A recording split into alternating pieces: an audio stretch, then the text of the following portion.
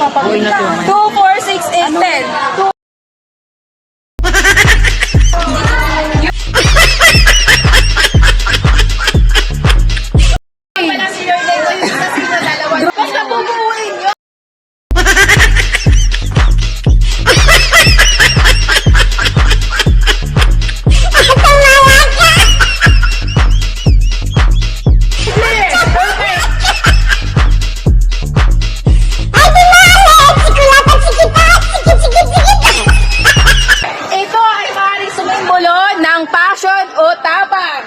Napaka-importante nito para maluto din ang ating mga pagkain. Sagot!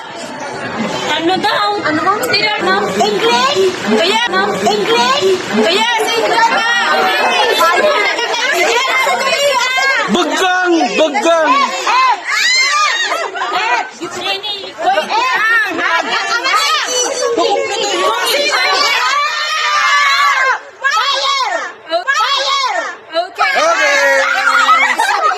I-post mo nga muna.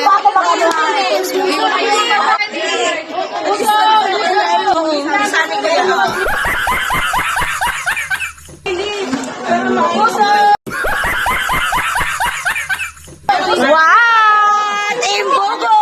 Okay, next, Tagalog. Ito ay isang Tagalog at English to. Ito ay isang uri ng puno na makikita kadalasan sa Baguio. Okay. Makikita kadalasan sa Baguio.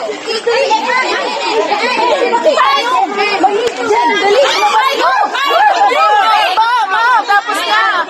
Approx spelling, left to right, mga tunggap. Ay, ganun ba? Baliktad sa mo!